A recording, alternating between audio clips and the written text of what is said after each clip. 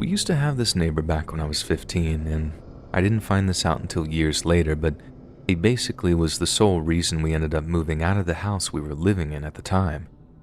So the way my dad tells it, it all started when the guy started making something in the shed in his backyard. Obviously, he was entitled to do whatever he wanted on his property, especially during the daylight hours, but my dad said all the sawing and hammering noises were a real pain in the butt. He figured it'd only be a couple of days, but a week went by and the guy was still making all this noise in the evenings and on weekends. It went on late into the night on a bunch of different occasions, and my dad had to go over and threaten to call the cops to get him to knock it off. Seems a little extreme, I know, but Dad had already tried asking nicely and the guy was just a total jerk, so it was the only thing that seemed to work. After that, the guy kept the sawing and hammering to reasonable hours. Still a pain apparently, but nothing he didn't have the right to.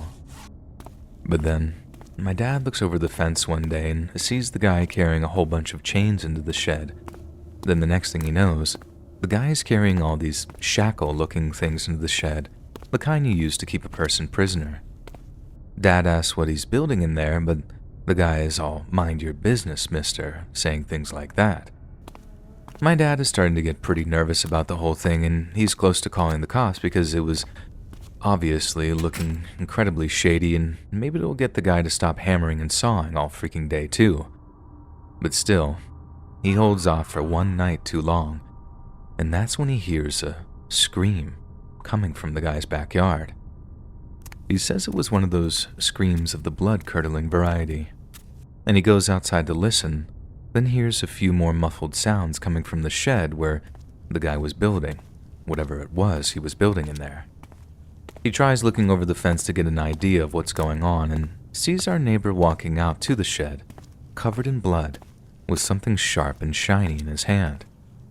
But just before he closes the door, Dad said he caught a glimpse of someone strapped onto some kind of big wooden board. That was it. My dad runs back inside, calls the cops, and tells them something messed up is happening in our neighbor's backyard, how he had been building some kind of torture device or whatever, and how he thought he was in the process of basically murdering someone in there. The cops show up, but they don't make it into the backyard. They just drive off after talking to the guy. My dad calls the cops back and asks them what they're thinking, and they need to get into that shed right away because something unspeakable is happening in there. They tell them that they can't get into the guy's place without a warrant, that the guy had a bandaged hand and claimed the blood was because he had an accident. The cops seemed happy enough with that explanation and had gone back to their precinct. But they were in the process of getting a warrant because of my dad's claim that he'd seen a body in there, and because of how urgent it was, it might only be a few hours before they could get one signed by a judge. Then boom. The next day, the cops show back up at the guy's house at like 6 a.m., and it wakes my dad up because they were literally sawing a lock off the door to the shed. He watches all freaking morning, and get this, they carry out the body he'd seen in that shed. Only it wasn't a body.